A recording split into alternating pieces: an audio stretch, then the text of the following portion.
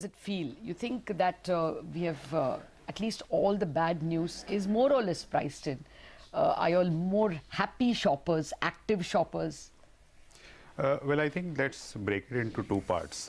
First is the earnings, and I think we have seen a wave of earning cuts after the first quarter. I think there is some more to go, but we've probably seen a large part of that wave in the first quarter itself.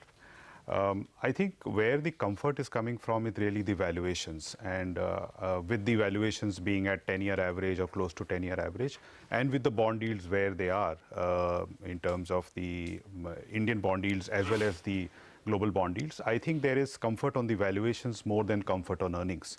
And that's how I would characterize the markets, and that's how the markets are also taking it. I think if you look at within the large caps also, there is a subtle change in leadership which is happening.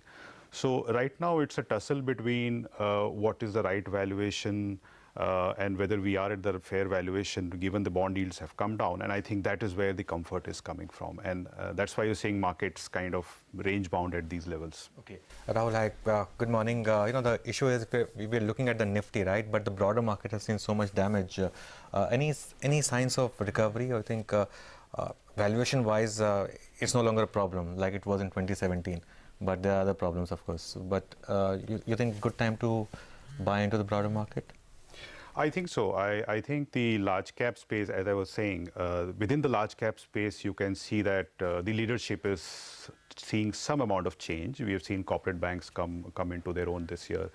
We have seen some movement in some of the sectors which were completely ignored last year. So I think that distribution or that large cap leadership change is probably going to take another 3 to 6 months. And beyond that is when I think the mid caps, small caps would start to see much more interest. But even now, if you look at within the mid cap, small cap, if you look at the movements of the last 2-3 weeks, you can see that the companies which are doing well, where the managements are coming out and saying that, look, bottom up for us because of X, Y, Z things, if we are making certain changes in our strategy, or new product launches, etc., they're able to beat the slowdown, and I think that is where we are shopping. To answer your question, but where did you see this? I mean, we didn't see so many companies giving us such positive vibes. Of course, some of the consumption companies have done better. Dabur, Marico, ITC, HUL, the consumption was not a broken story at all. But nobody came and gave us, even today we just spoke to VIP. He didn't sound gung-ho about demand. The only hope is this will pass. Yes, I think what is happening is even the companies which are doing very well, and we can sense that, are scared of going out there and saying that we are doing very well, because the macro is looking so challenging for the rest of their pack and maybe even the leaders in their respective categories, that they themselves are becoming a little circumspect even when they are doing well because of their execution of their strategy. So I think we need to to keep that in mind, and I think that's an important distinction between companies which are genuinely feeling the slowdown and saying so, and companies which are not able to see why there is so much of pessimism, because they are doing well. There were three important events that took place in the last few days from the government standpoint. One was those stimulus measures that were announced. Two was the transfer of RBI funds to the government, and three was what took place last evening, which is the FDI announcements. From a market standpoint, what is the most relevant, and where do you see opportunities now? Well, I think the most relevant part was that there is a feedback loop which is working. I think.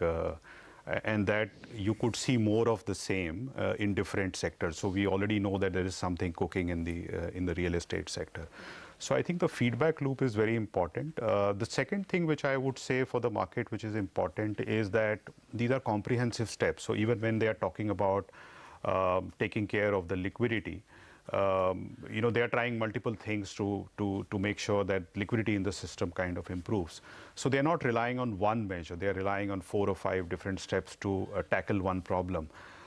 You could say that this could have happened a while back, but given that now that feedback loop is working, I think that's most important. And there is more to come. I mean, we know that that there are pockets of the economy like real estate which are really where the bulk of the problem is, even for NBFCs, and I think that's that's probably what the market will wait for next.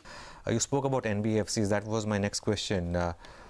Anything to pick from this rubble right now in the NBFC space? I mean, there's some stocks which have done well, like Muthoot, but mostly it's been down quite a bit.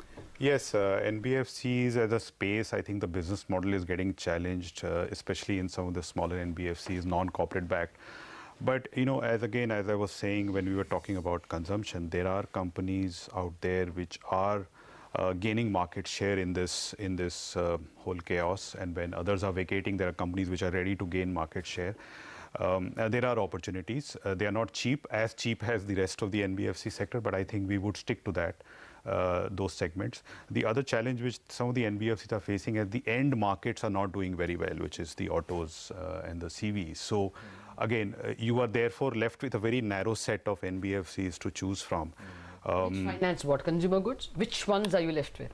Yes, I mean, effectively that is what you're left with, or you're left with companies which are again executing well their strategy. They had low market share, they had good parentage, strong balance sheet, so to say. No liquidity issues, and I think for some of these NBFCs there is an opportunity to actually make a success out of the co-origination model, which now seems to be getting pushed by the government. It was, I mean, I think the companies did not. It was there. It was always there, but nobody was able to work out a working kind of a relationship. It could happen now. That is an opportunity again for some of these NBFCs. So we are not trying to paint the whole NBFC with the same brush, but yeah, I mean, it's a narrow set from which you have to choose from. What about autos? I mean, you briefly alluded to it, but not quite. The measures that have come out, do you think they'll just boost sentiment and nothing else? Because demand on the ground is still very weak. And as an investor, what do you do? So I think these measures are very, very very minor in that sense. So to that extent, we are not really bullish on these measures trying to do anything dramatic for the auto sector. I think once the entire wheels of the liquidity or wheels of the economy start moving, which could take 3 months, 6 months, and we have some of the inventory issues behind of the transition to BS6, I think that is when we start to look at looking at autos more aggressively. Right now, it's more of waiting on the sidelines. Okay. Let me put it this way, rather than ask you sector by sector, which maybe we can still discuss. If I gave you 100 rupees, how would you split it in terms of stocks or sectors? Well, let me tell you how we are positioned, and that should give you an idea of what we are thinking. So predominantly it is banks, very few NBFCs. I think IT services is also kind of in a moderate zone where you're not trying to be too aggressive there because of the way the global slowdown risks are emerging, and as we speak, every data point tends to suggest that. And then we're really looking at some of the bottom-up ideas, whether it could be a sector-specific turnaround, it could be company-specific. Then we really get into bottom-up. We are not trying to play any particular sector as a whole. We wish there was a sector like pharma, or I was going to ask you pharma as a sector, if that could step up and take the kind of space which has been vacated by so many other sectors. But again, it's a mixed feeling there. It's not something where we can say that there is a rising tide across the sector. So you have to go bottom up there, and that's the nature of the market today. Would you buy real estate stocks ahead of the stimulus, expected stimulus, or I mean, is this a space that you're just staying away from? No, we are not staying away completely, but we are not completely waiting for the stimulus as well. I think the opportunity in real estate is that some of the commercial real estate plays where a bulk of the value is coming from commercial real estate. I think that's an opportunity, because in a lot of companies, the valuation attribution from residential has reduced quite a bit. So given the way yields are falling, I think there is potential for the real estate sector to kind of at least outperform, if not significantly go up from here. Rahul, so for earnings, we've been hearing that at some point they'll pick up, but downgrades have been more than the upgrades. Any kind of green shoots visible where you can say that okay, perhaps from FY20 or second half over there things will improve? Well, I think if you look at the broad construct of the earnings growth rate which we are left with for FY20, we are looking at 15 to 20% instead of 25 to 30% kind of growth which we were expecting at one point of time. So, but out of that, a bulk of it is from corporate banks. We all know that by now. So the core earnings growth rate, excluding the corporate banks, is probably in high single digits or about 10%. And there we see that the recovery will take some time. I think it's another 3 to 6 months before we really want to start calling for a big cyclical recovery. I think the steps which government has taken are comprehensive. It's probably a start and it'll probably get the wheels moving. But for it to start reflecting in earning upgrades, it's going to take some time. Okay. You said banks are your best bets or large part of your portfolio. You are going to stick only with the retailers, the HDFCs of the world? I think I think the corporate banks in general have obviously been the space which we have liked. So still make of all of four, right? SBI, CICI, Axis. Which is why I said that we wish there was another sector which could do well as a sector. But we can't see anything right now, and I think that is where we see still a momentum in terms of earning upgrades, because our philosophy at least Tata Mutual Fund is that we think that where there is earning upgrades possibilities is where you make maximum money, and we still see potential there, alpha there in corporate banks.